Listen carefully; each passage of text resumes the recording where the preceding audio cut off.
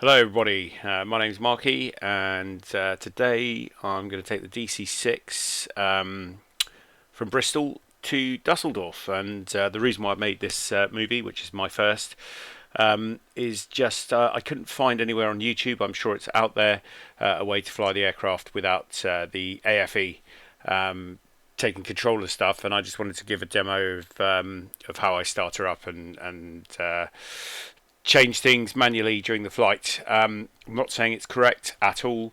I'm not saying I'm doing it right. It's just the way I sort of figured out how to do it. I'm sure I'll make lots of mistakes on the way, but it was a video I was looking for, so hopefully we'll be able to find it as we go along. Find the right way. Cool. So start off here in the cockpit.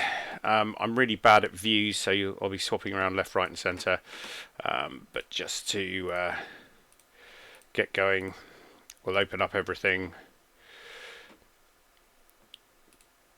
put all our stuff on here. We don't need, well, we'll need the oil pans, and just for the options, all of them are on green. In terms of the engines, they're all in the green. They've all got enough oil, so we're good to go. So we'll start off with the load manager, and if I bring over this here, you can see that our block fuel is 3714, which I'm guessing is in kilograms. This is using SimBrief. Oh, that's interesting. So let's do kg to pounds. And what was that magic number? 3714. 3714. So 9,000, and that still doesn't sound like very much. So I'm going to put it up to down to 10,000, as you can see here. So 10,000, and then we are going to ramp her full of cargo. But we're still reasonably light, which is lovely. So it's just the main tanks. There's nothing in the alternate tanks. So we're not going to do a wet takeoff, as they call. Wet takeoff means that you add water to the engines. So what we're going to stay here is that everything is loaded up, and we'll start to close up and get this show on the road. This is what she looks like with all her doors open. Brilliant. So we'll start to close things up. Start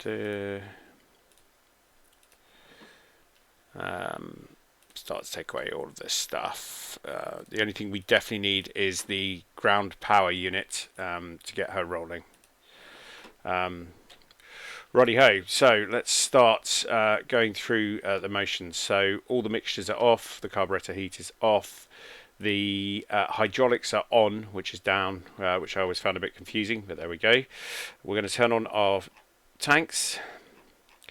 So that's the fuel set off. Make sure that our prop RPM is fully forward. Then we are going to go up the top here and start putting some power on the plane. So we are going to put this to ground power, and then turn the electrics on to ground power, turn the inverters to up, seatbelt signs to on, beacon to on, and then I put the wing illumination on. I don't think it makes any difference, but there we go. Moving on to here, I'm going to put the cabin heater master on, even though if we look down here, the temperature is just above 10 degrees. So as it's just around 10, I'm going to put the windshield heat and anti-icing on to 0 to 10 or 10 to 0. Even though it's slightly above, it'll start to get cold as we ascend. So now going down to the pilot or captain side, switching on our DME, switching on our transceiver. I've got the word for it, but where our squawk would be. We're not going to speak to air traffic control on any of this flight, and we're going to fly it all using VOR. Just to turn on the co-pilot side. Not for any particular reason, but it just looks good if we do. And okay, so let's make sure everything's buttoned up. It is. We're going to bring up the engine stress manager. We're going to open our cowl flaps.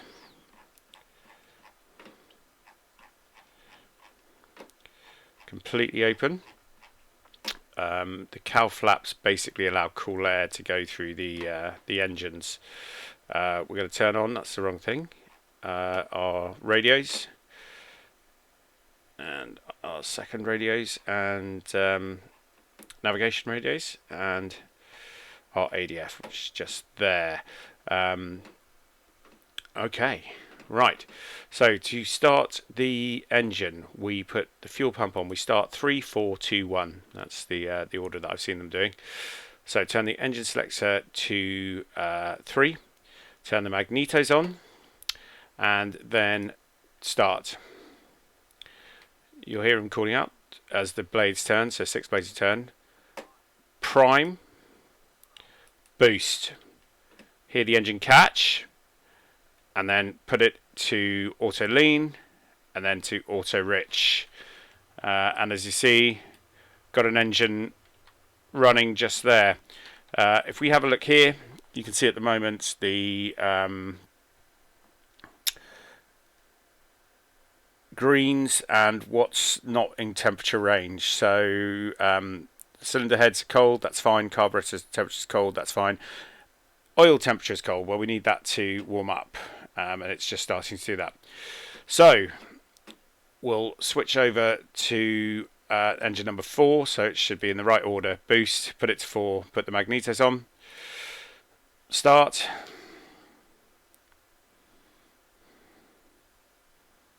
Prime. Boost, listen to it catch. There it goes. Auto lean, auto rich. Now, with the throttles, I've got on my hot ass two separate sticks, if that makes sense, for the throttle. So one's for engine 3 and 4, and one's for engine 1 and 2. I push it forward, and what I want to do, it'll take a while for the engines to warm up to get there, is keep the engines always at 1000 RPM until we land. So not over, because they start to vibrate, but just roughly 1000, and that gets them warming up. So I've put the throttle forward, but these will start to build up as the engine warms up. So if we go back up the top here, let's do this properly this time. Fuel boost on to low, engine selects to 2, magnetos on, start.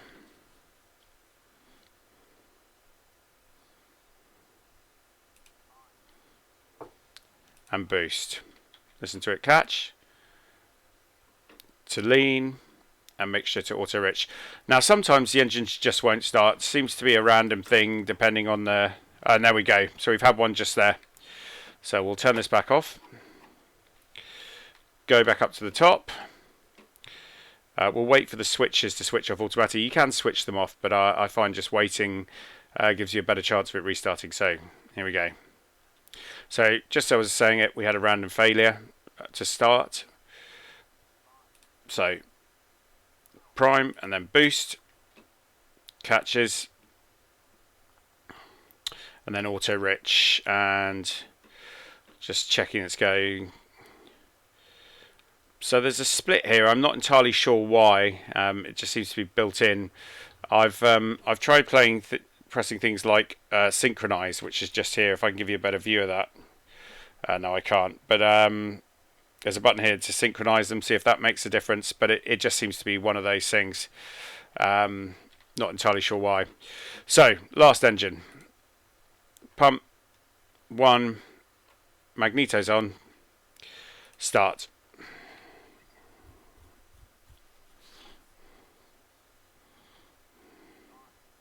Prime, boost,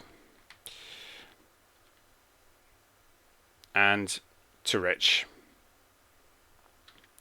So all engines are now started, and they're all starting to warm up. So again, if we go and look here, you see the cylinder head temperature is now in the green, carburetor temperature is in the blue, and the oil temperature is still on all of them pretty cold. Here, one just going to yellow. Now yellow doesn't necessarily mean hot.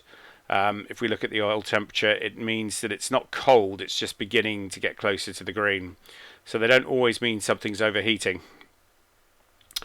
Okay, so now we need to tell the airplane that we are on no longer on ground power. So we will switch that up, turn off our boosters. They're all off. Turn off our engine selector. And if we come down to here, we'll take away the power units, which you can see just there. And that's gone. So we're now waiting for the engines to start warming up. While we're doing that, we can do a few things. So I now switch on the position lights to steady. Just telling everyone that we're rocking and rolling and about to move, but we're not yet taking off. And then we'll look at our altitude that we're going to put in. Now, I don't know in our brief if we've got an assigned altitude. Let's just have a quick look. Didn't actually look at this. It'll be up here somewhere. It's saying 15,000. So we'll go with that, 15,000 feet. And this is just telling the pressurization system that we're going to be at 15,000, and the cabin pressure, well, I've scrolled in slightly there, as we put that in, will be, looks like about 4,000 or 5,000 feet, maybe a bit more. Let's keep putting this in. So yeah, bang on, 4,500 feet. So we've done that. We'll start to get high soon, so we'll just bang the temperature up a bit on the is that the cabin control? Can't quite remember. No, yeah, it's the at the back there, and then we'll put the cabin control bit of temperature on there as well.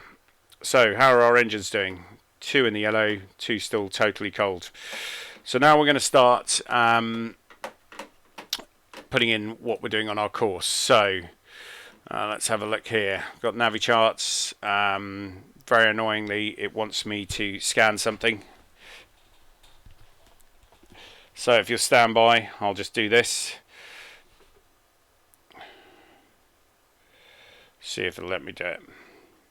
No. So that will just go for the easier method, which is bring up my chart here. And as you can see, we're going from Bristol. And then we'll be heading to Compton, and from Compton to Weald. But we'll be taking off on 270. So what I'm also going to put in is the ADF for Cardiff. So that's 389 just there before we turn to Compton. So if I press the right button, go here, we'll start putting these in. So we got 389 here.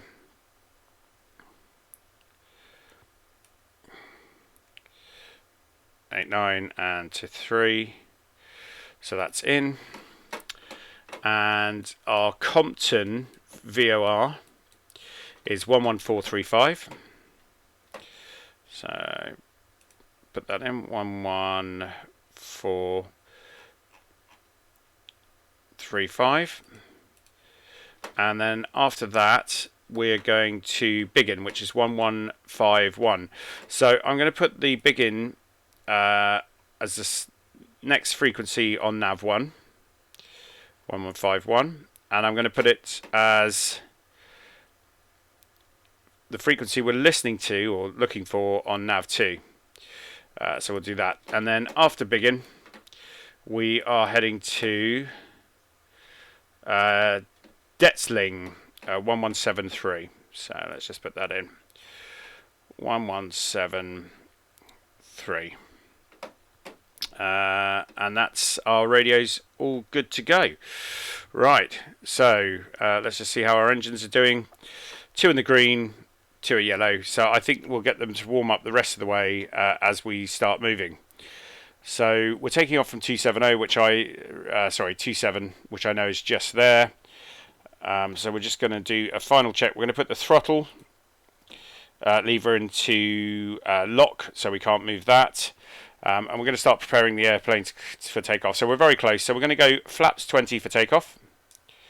And for some reason, the flaps are all the way down. So let's get them back up. And then take it down to 20. So we'll be looking here.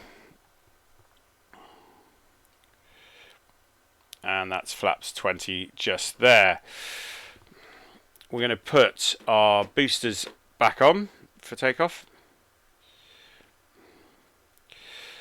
And then we are going to make sure our pitot heater is on. It's one of the things I often forget to do and then can't figure out why my speed isn't working. Landing lights are down and on. Just wait for a second for them to come down and then we'll turn them off.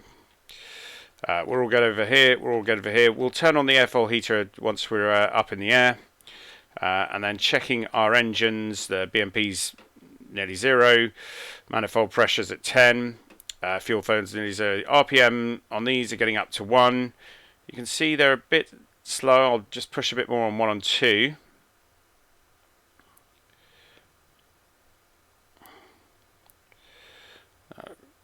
Just getting them up to a nice, there we go. Again, don't know why 4 was off, may just be something to do with the game. Oil temps look like they're in the green. Oil pressure will come as we start to apply power. Fuel pressure is good. Carb heat is cold, but we don't need to worry about that until we're up in the air. Water pressure, again, we're not using the water system to take off, but I'll quickly mention that. And the cylinder head temperature is sort of barely in the green, but we're on the ground here. So we're on the greens there. So got our flaps down, got our prop full, got our lights on. Just to get ahead of everything, I'm going to switch this to flash and release the brake, and hopefully the aircraft will start moving by itself. So I was reading that you never want to take off the throttle completely because that's when bits of metal start to sort of grate against each other as the engines get cooler again. So as I said, I always try to keep it at 1 or 1000 RPM. As you can see here, 1 and 2 are going slightly over. So we're starting to move towards the runway. Bit noisy out here. Let's see if we can quieten that down a bit. The issue with having them at 1000 RPM the whole time is that the aircraft can actually get up to quite a speed as you're taxiing. So you've got to occasionally just put on the apply a bit of braking. So, gyro pilot just here. If you press just here, it centers the turn wheel. If the turn wheel's on, the gyro pilot won't apply. So you just have to press that to get it centered. We'll turn on the gyro pilot itself by the blue light. So that can be engaged with the hydraulics just here. Last thing, something I often forget to do, gust lock. This one here. So we'll take that off. If you don't take it off, your controls may not be free. And movable. So as I said, we're not using any ATC here, so we're not really too concerned about other aircraft. I'm not online, so to speak, in the game, and I've made the skies clear just so we get a better view. One thing I can tell you is we can't at this altitude, i.e. on the ground, see the VOR, Compton VOR that we're going to. Just applying a bit of brake. So it'll be easier to see it when we get off. We also can't see the Cardiff ADF, but we're going to be flying straight towards that, so hopefully we should be able to see it. A lot of this game seems to be about not stressing the engines this flight sim, and trying to take it as easy as you can on them. And I've been trying to figure out sort of the best way to do that, especially on takeoff, etc. What I found here, if you watch the ADF, he puts it basically to full power. I try to put the manifold pressure up to just under full power, so that's about 48, unless I've got a really heavy aircraft. In which case you've got no choice, and you just got to overstress the engines for a small period of time while you're taking off. Once I've taken off again, I try to reduce power as quickly as I possibly can. Okay, parking brakes are set, and we are ready for takeoff. So, manifold pressure up to 30. stabilize the engines, they all look good. And then we're going to push it, getting through 40, release the brakes, and just before the yellow, and you'll see even so the oil temperature and oil pressure are in the yellow. We can reduce it slightly, but we're rolling, and you can see the airspeeds are live.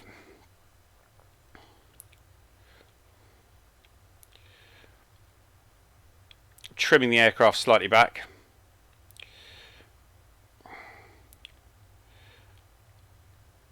So we're at 80 knots.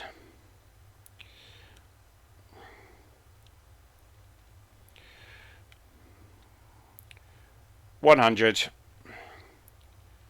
and 110 rotate. Slight back pressure. Bit late rotating. And there we go, we're off. Positive rate and gear up. So the gear is going up. And I'm now going to reduce, there's METO, but I'm basically going to reduce straight to 37.5 and bring the RPMs now down to 24. So it's quite a big reduction. With METO, which is I think max engine takeoff, so basically as soon as you can get to METO power, you get a bit more power as you start to get your speed up, because basically we want to get above that magical 150 where we can start raising the flaps, and you normally want to get some altitude as well, so if you have an engine failure you're safe. One of the things I didn't do when we took off is turn on the auto feather. You can do it. Basically if you have an engine failure, the auto feather will kick in. I find it quite annoying, especially if I'm taxiing a lot, because you'll find an engine feathers because you're mucking around with the throttles too much, and then it's really annoying because you've got to unfeather the engine, etc. Okay, so we're not really seem to take on much speed. I'm going to start raising more flaps here. So we're now flaps 15, flaps 10. Nose is naturally wanting to go down, and the flaps are up. Get the speed up to about 160, and then we'll start to climb.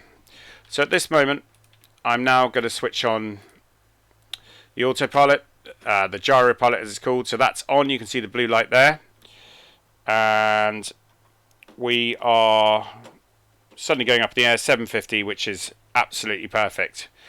Let's see if it stays there. So we're going to bring it down. This is here to control the gyro pilot. I'm going to bring it down a tiny bit because really we want to be at 165. That's the perfect speed to start going up.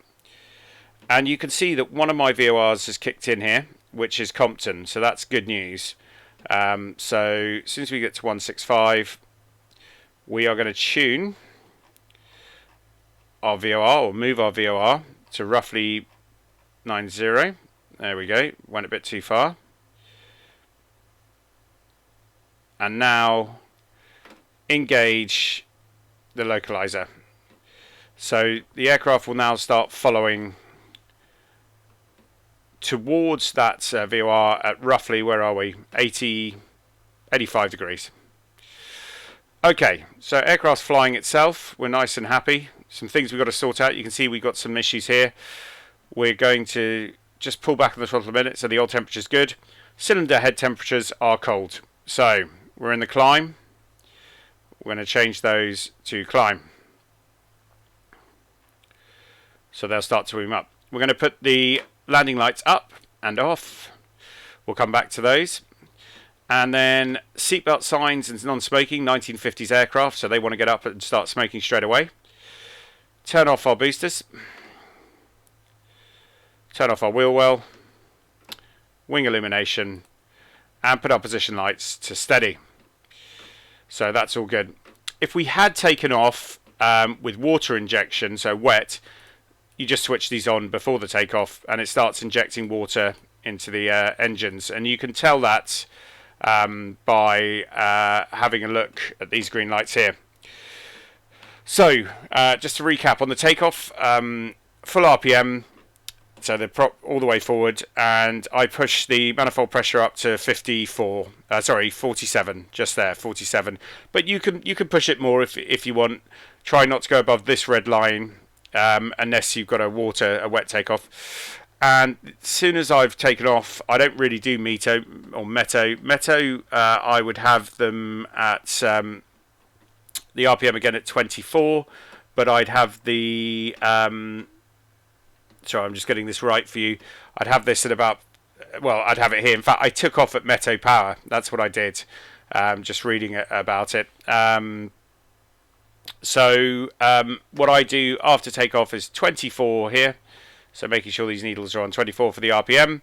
And 37.5 seems to keep this happy, although I've just pushed it a little bit too much, so you can see that we are, there we go.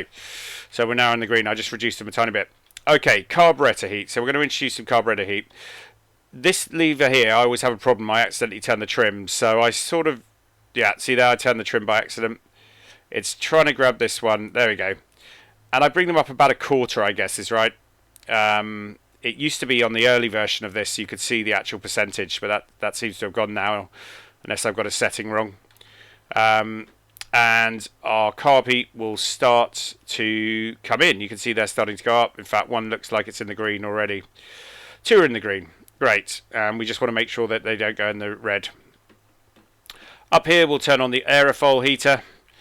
And we'll now check that we are on the right course. I'm not following myself on any map, but what I can tell you is we're doing all the right things. We've got 57 kilometers to Compton. And we're at 165, which is perfect. We're going up a little bit slowly. You can get this up to 750, but nothing to complain about at the moment. In terms of after takeoff checks, we've still got the fuel in auto rich. We'll put that to lean once we come to cruising altitude. Our flaps are up. Temperature is less than 10. So we've got that the heating on. We're checking everything's in the green. Carb air's in the green. Oil temp's in the green. Oil pressure is in the right between these two red lines, and the fuel pressure is doing well. Again, we're not going to change fuel tanks here, but I have found lots of videos to show you how to do that, because we don't have any, if we look up, we don't have any alternative tanks here. Our alternatives are all empty, and it's just our main, and these are slightly different dials, but actually the fuel in them is almost identical, just a tiny bit of difference. One of the things on the climb is that as we start to get higher, you'll see that the manifold pressure goes down. So you've constantly got to push these back up to 37 by just nudging the throttles. And again, I think this is in the main PMDG YouTube tutorials. But they will slowly creep back as we get higher and higher. And I'm guessing that's less pressure, decreases the manifold pressure overall. But I'm just kind of guessing there, not entirely sure. So let's have a look at how we're doing. Wonderful seeing the sights of Britain and Bristol. Just to the left there, that's the 7, which goes out to the Atlantic and then to America. But we're heading the opposite way to Dusseldorf. Just to let you know, once we get up to altitude, I'll obviously stop recording or fast forward until we start our descent down to Dusseldorf. But the main thing was just sort of teaching you the switches and how I do it anyway. All in the green here. This is what we want to see. We're not in any way stressing the aircraft or the engines, which is important. So it's the thing I like about this particular PMG, and PMDG make great stuff, but it's that you constantly have to be engaging with this aircraft, constantly just pushing, tapping things up slightly. It's not something you just engage the autopilot and relax. And I like that, you know, because once normally you get to altitude in most aircrafts, it's all easy going and not much else happens. But this seems great. Okay, so 50 kilometers to go to our first waypoint, and I'm just going to push it up to 750. Slightly too much there, and there we go, 750, and see that it just keeps between 160 and 165, which it seems to be.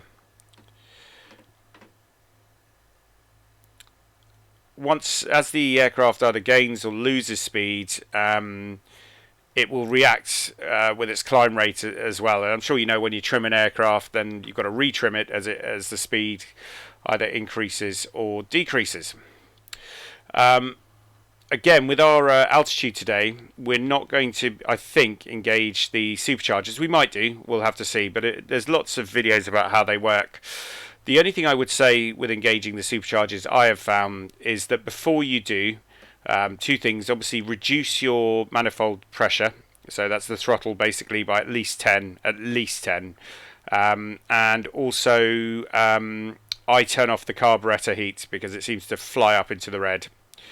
Couple more post things while I think about it. We can put the landing gear to neutral, and we can turn off the hydraulics because we don't need them as it stands. Don't need flaps, don't need landing gear. When you're landing though, you may wonder why doesn't anything work. It's because we've turned those off. Okay, so where are we? We're at 6,000 and we're losing a bit of speed here. So what I'm going to do is just put it down a bit. You can see the manifold pressure is coming down, so keep on pushing that. One of the ways you can increase the throttle or manifold pressure is just keep it on this. As soon as the yellow comes, just pull it back a tiny bit. So there you go, there's a yellow. Pull it back a tiny bit.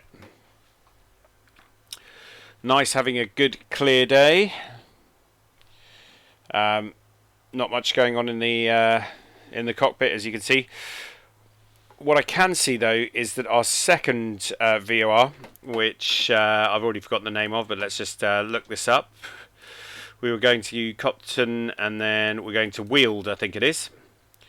Yeah, so Weald has now appeared, and if we switch over here to number 2, because that's what we can see, it's 89 miles away. So I think we can actually move to Weald straight away. So what we're going to do is we're going to turn the gyropilot back to just gyropilot, so it's just straight and climbing. We're still at 160, which is great.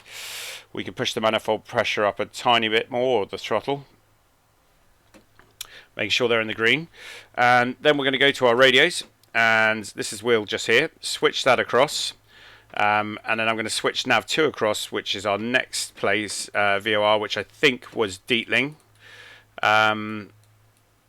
Let me just double check I'm telling you the truth. So sorry, it wasn't Weald, it's Compton, and now we can see Biggin. So we're heading to Biggin. Is that right? Yes. No. Compton, I'm still lying. Compton, Weald. Weald is Biggin, sorry. No, it's Weald. So it's Weald. Anyway, so Weald has been now put in to nav 1. If we come back down to our VOR, start turning so that we find the course to get to it, which is 94, 93, 94. We're currently just going at 80. We'll switch back to localizer and the aircraft should start to turn. So we're on that course. Whilst it's turning, keep pushing up those throttles or manifold pressure. Once you push your throttles as far forward as they can go, that's when we'll start turning on the high blower. We're carrying quite a bit of weight, so it's possible that we might have to. So you can see that we've got a bit too much throttle. We'll take that off. And one of the carburetors has gone cold. So let's look at that. We can see they're all just beginning to get to the yellow. So we'll just bump them up. You can be reasonably liberal. If they go red on the engine stress screen, or looking at the dial, turn them down until they cool down a bit. But we're back in the green there, which is great. Approaching 8,000 and we're getting to 15, so over halfway there. Speed is just a little bit slow, but I'm prepared to live with it at the moment. As long as I keep pushing the manifold pressure, we should be okay. One of the things I'm guessing you're screaming at the ears is that I forgot to do was to to stop retracting the landing lights. So there they go. And we'll just do a quick check to make sure that everything here is happy. The boosters are off. Nothing's feathered. If a prop feathers, you'll see these the light come on here, and to unfeather it you pull it back out, so you scroll down, or when you see the down arrow you push that. With the auto feather, to set it, I reset it so that's down and then up, and the auto feather's on, but I find it causes me a lot of grief, but you can and should use it for takeoff.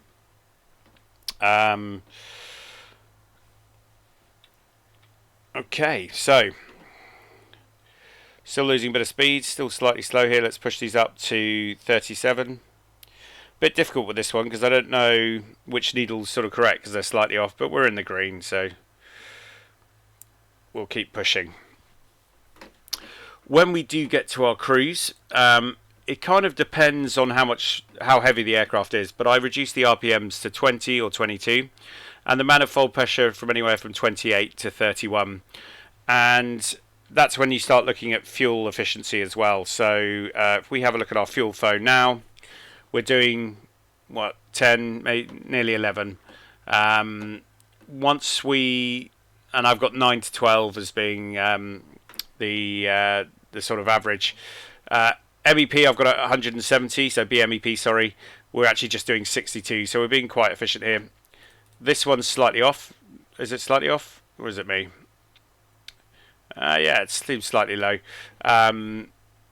Keeping the fuel efficiency, especially once we get to cruise, is quite important, making sure we look after our fuel, although we've got tons on board. So can you see here, I'm just pushing the left two engines up to 37, and then with these 37, I don't know if I can push 3 slightly past it. Let's have a look. No, 3's got slightly too hot. There you go, back a bit. It's a lot of tiny adjustments, just trying to get it right. And we got 75 miles to wheeled to go. Hopefully we'll get to altitude pretty quickly. I'll show you how we rig for cruise, if that's the right terminology, and then come back to you once we start our descent, and we'll start talking about descent. There's a great tutorial again by PMDG talking about for every 1,000 feet how far you've travelled, and that's descending at 750. Tends to be 5 miles, and so for every 1,000 feet I budget for 5 miles. So if we're at 15,000 feet and we need to get down to say 3,000 for argument's sake, then that means we've got 12,000 feet to lose. 12 times 5, I'm hoping is 60, and so we'll have travelled 60 miles. So to get into the pattern or the approach for an airfield, we want to make sure that we start our descent at least 60 miles short of arriving. You can see now that our climbs come down just sort of naturally to 500 feet, which is a little bit slow, but we want to keep this speed right. We're going a bit slow here. What we could do is we can start to level this off a bit. So we'll push it down a bit. If I wait for our speed to build.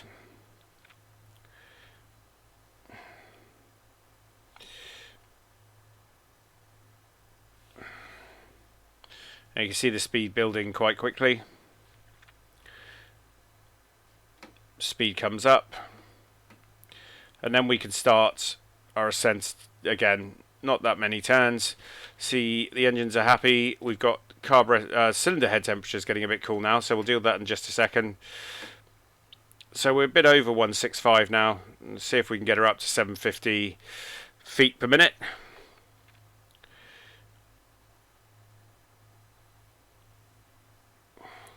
Let's go and look at our cylinder heads. So it says takeoff, but I'm basically going to close these all down 1 and hope that this goes back to green. So it's warmed up a bit. Obviously it gets a lot colder, and talking cold, it's less than 0 degrees, so I'm a bit slow here.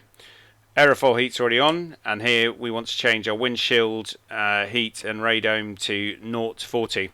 And if we have a look outside the aircraft, especially if you've got a black nose or on the front of the aircraft, you can see if there's a build-up of ice and fortunately we have nothing. Nice clear day, but even so the aircraft's relatively ice free. If you guys have been playing for this a while, I mean, you can get to the screen, the windscreens or windshields are completely iced up. You can't see anything, and you're pretty doomed to die at that point. Okay, 11,004 to go. Still doing about 500. You see these manifold pressures keep creeping down, so we keep pushing them up. Bit too much there. And carburetor temperature is down again. So we're going to give this quite a hefty whack. Hope it's not too much to get it red. If you've got the AFE working from Takeoff and Hill Control the Cruise, then you don't have to worry about this stuff. And that, you know, some people like to fly that way. I just find that I'm not doing anything, so this just keeps me busy and kind of, if justifies is the right word, allows me to stay in front of the computer doing things. Okay, so let's just quickly now have a look at our VORs. So we're heading to 11510. Sorry if you're seeing, look off to the left, it's just checking what the next one is, which is 1173. So we're going to put this to 1173.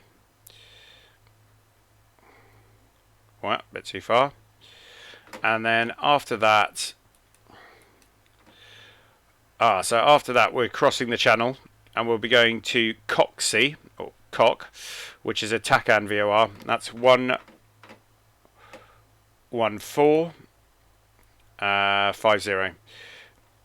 Now, if we can't see Coxie, which is quite far away, before we get to the channel, or before we get to our last VOR, which is UK side, what we'll do is, I know that Coxie is roughly on a 100 bearing, so we'll go on a bearing of 100 from the final VOR, Dietling or Detling, and it will be, the VOR will be going away for us. We won't be going to the VOR. Chatting a bit too much there. Let's go and see how our manifold pressure is doing. Keep pushing those up so that we maintain our speed, which we're doing all right. Got a bit of yellow here. It'll start to go green as we climb, and we're just 2,500 short of where we need to be. At this point, I'm going to take on some water. Sorry if there are any noises.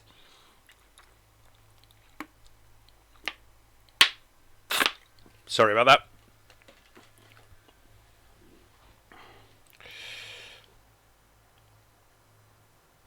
So when we get to altitude, what we're going to do is get the plane using the gyropilot to basically stop its climb, speed up to roughly 200. Again, it depends on the weight that you've got on board.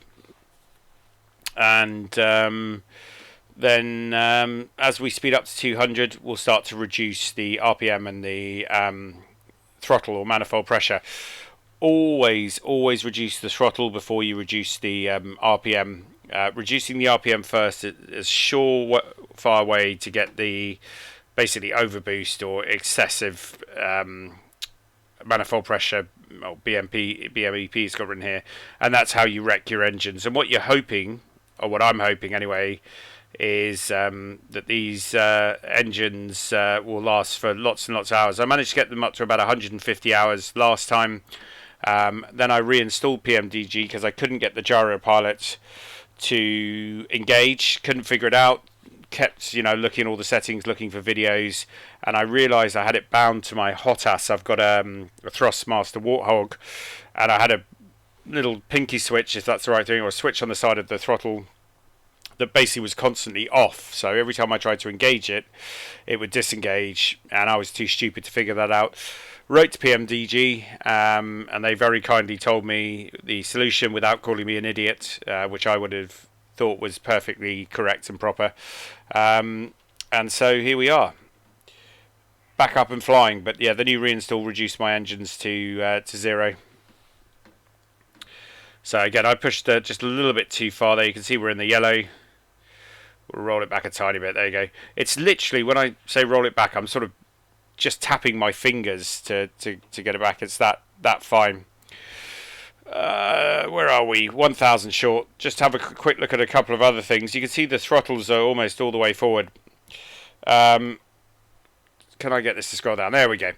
These are your cross feeds. So if you can cross feed between your tanks 1 and 2 and 3 and 4, or you can cross feed to all engines. And then what you can do here is switch from your main to your alternative, or turn them off. And depending on where we're going, what you can see here is that I mean, these are all pretty similar, but if you imagine we had a lot more in main 2 and 3, you can actually set it so that main tank 3 is feeding engine 4, main tank 2 is feeding engine 1, or you can get the alternative tanks to start feeding the engines. There's lots you can do there. Right, we should be getting reasonably close. We'll keep pushing up the pressure a little bit, the throttle. 40 miles to go. Still can't see the next VOR, which is Dietling. There are lots of VORs. Some of them are very powerful, so more than 2,000 watts. Some of them are basically ILSs, localizers in that respect, and they are a lot more difficult to see until you're very close. So try not to use them for navigation if you can. I have bought an annual subscription to Navigraph Charts. It cost me 78 quid, which I'm guessing is about 100 and something dollars, 110. And I've got to say it's fantastic. So it's integrated into the game, although because I've reinstalled, I need to set it up again. But I've just got 2 monitors here, so I can see it on the second monitor. So less than 500 to go. Keep boosting our pressure just a little bit. Keep that speed up.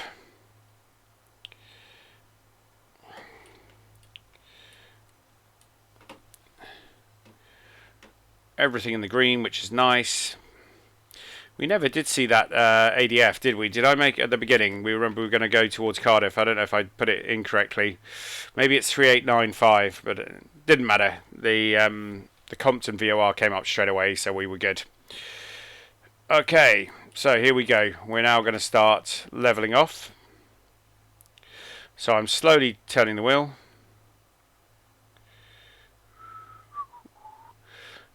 .250 feet per minute.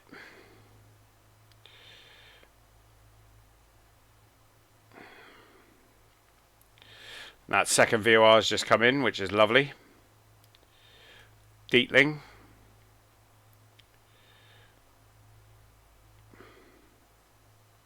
You can see our speed starting to increase.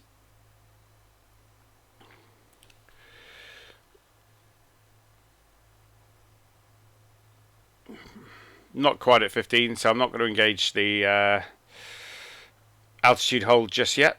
She'll keep, as she speeds up, she'll keep wanting to climb, but I would say that's pretty much spot on. And I've engaged the altitude hold. Now the altitude hold is pretty good, but it's not perfect, so you're going to deviate somewhat. Okay, so engines are all happy. Cylinder head temperature, we'll start to adjust that for cruise now. So I'll put these to cruise. And we're just waiting for it to come up to about 190, and then we'll start to decrease our throttle, manifold pressure throttle, and our RPM. So I said that we were going to go to roughly, on our manifold pressure, 28 to 31. I'll probably bring it down to 30, and then bring our RPM down to 20 to 22, and we'll just see if we maintain speed. So here we go. We're at 190. I'm just trying to show you. I'm going to start decreasing now, making sure these stay in the green. Down to 30. Start bringing down our RPM.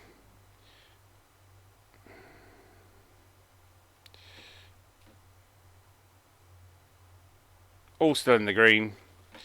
what matters is our speed. Do we keep it going? So 190 is a nice speed.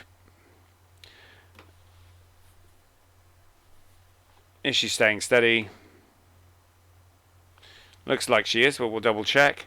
And our fuel flow is nearly 6, so you can get that down to 5. You can make it more fuel efficient. You might go slightly slower, but she seems to be staying reasonably, just going down a tiny bit.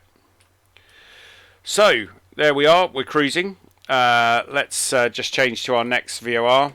So gyro pilot off, go up to our 173, which is our new one. See if there's any change. Very little. What's happened here? So that's fine. Sorry, I've turned to the one across the water. That's why she can't see it. So let's just get this lined up, and we'll re-engage. And there shouldn't be much of a change. So we're cruising. We're just under. So if you wanted to, you could increase the RPM a little bit, say 22, and then increase your manifold pressure to 31, 32. You get a bit of speed back. As long as you're in the green, you're fine. If you don't mind about fuel efficiency, you're fine. And we're pretty much up to 6. We can push these up slightly. You can see, it's funny, our manifold pressure, we've split the dials, not on purpose, and our fuel flow split. But that's part of the sort of beauty of the machine. Okay, so I've never done this before. I don't know if I can fade out. I've seen... Oh, I can fade. Don't know how I do that. Yeah, so I'm just going to stop recording, and then we'll start recording in a second, I hope. How do you fade? Fade. No idea. If I don't come back, because I can't figure out how to do this, that's how you get to altitude without using the AFE. Maybe that I have to make a second video. Time will tell. Hopefully see you soon.